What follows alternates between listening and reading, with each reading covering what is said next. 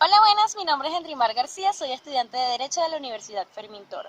¿Qué se entiende por derecho tributario? Por derecho tributario entendemos que es todo lo que va referente a los tributos, es decir, tanto a los contribuyentes como a lo que es la parte del Estado, es decir, cómo administra. Cuando hablamos de tributo, hablamos de la legislación que se hace en cuanto a la actividad tributaria.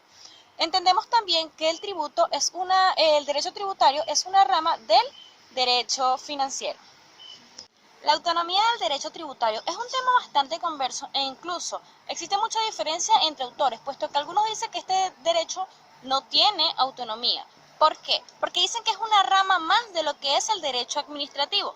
Por lo tanto, no cumple con su naturaleza, su principio de la naturaleza, es decir, no tiene principios propios. Sin embargo, hay unos autores que sí lo afirman, es decir, dicen que esta no puede actuar desligada a ningún tema de derecho, pero sin embargo cumple con autonomía, ya que cumple sus propias funciones y mantiene sus propias legislaciones. En este caso, el tema es demasiado contradictorio, por lo tanto a veces nos suele confundir si tiene o no tiene autonomía, pero yo creo que más que nada es desde el punto de vista que lo veamos.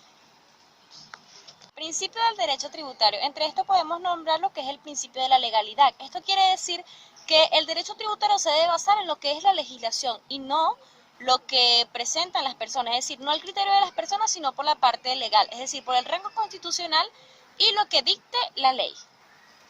Otro principio de suma importancia es el principio de la generalidad, es decir, todas las personas deben contribuir, es decir, no debe haber nadie exento de contribuir. Esto lo dice en el artículo 133 de la Constitución de la República Bolivariana de Venezuela. El principio de la igualdad. El principio de la igualdad enuncia que todos se deben de regir por la misma norma, es decir, una norma está escrita para todas las personas contribuyentes y no se debe de sobrepasar lo que es el estatus jurídico de una persona por otra persona natural. Principio de progresividad. Este principio quiere decir que los tributos que se le impongan a una persona va a ir respectivamente de acuerdo a los ingresos que ésta tenga, es decir, las personas que tengan más ingresos deberán pagar más tributos. Principio de la confiscariedad. En la República Bolivariana de Venezuela se consagra que la propiedad privada no puede ser confiscada. Sin embargo, existen algunas excepciones. Por lo menos en el artículo 116 de la Constitución de la República Bolivariana dice que los tributos pueden ser confiscados siempre y cuando mermen de lo que es la propiedad privada o acaben con lo que es la renta. Es decir, que tengan más que ver con lo que es en la parte del daño de la renta o de la propiedad. Principio de la justicia tributaria. Esta quiere decir que se le va a contribuir lo justo de la carga tributaria a cada contribuyente, depende de lo que sean sus ingresos. Esto tiene mucho que ver con lo que es el principio de la progresividad. Principio de la no retroactividad. Esto quiere decir que el derecho tributario no cumple en efecto retroactivo, es decir, no se puede aplicar una ley que ya esté derogada. Prohibición del pago de servicios personales. Esto quiere decir que los pagos de los tributos solamente se podrán hacer en efectivo, es decir, no se podrán hacer por conducta, es decir, como servicio comunitario, nada de eso, solamente podrá hacerse de manera en efectivo.